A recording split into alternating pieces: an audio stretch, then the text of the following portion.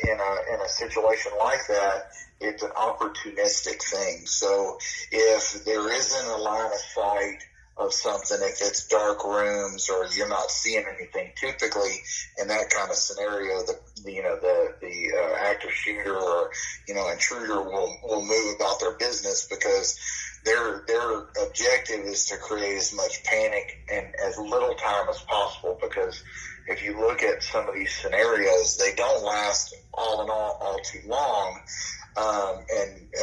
But they do typically cause a lot of damage. So the way that, of course, you want to make sure that the hallway's clear.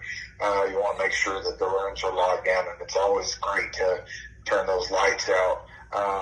Typically, whenever I talk to my teachers, I make sure that, hey, it's okay for you to kind of map out a place in your room based off of the windows that we have in our doors.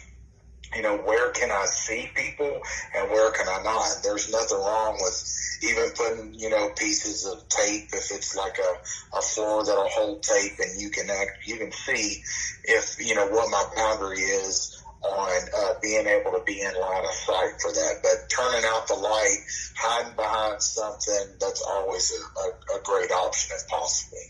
Perfect. Yeah, and that's something that, I definitely wouldn't have thought of on my own, is just taping off a boundary or just having maybe some kind of marker in place.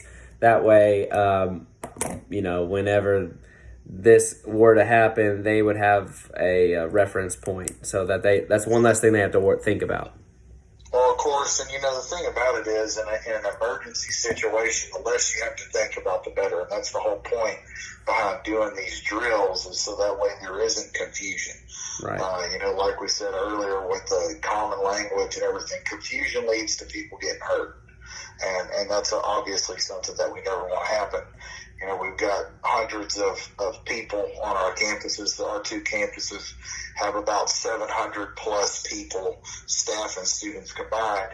And, whenever you've got an emergency situation on your hand, you want all 700 walking in the same direction, so to speak. So that way, minimal time is wasted. If emergency management has to come in, everything is all in place. So that way, like I said, you don't have anybody questioning what's going on, or people roaming around the hallway whenever they don't need to be on the hallway or whatever, just posing a threat to themselves. Okay, good. And I'm going to pause right here just to make sure that we're getting our video through.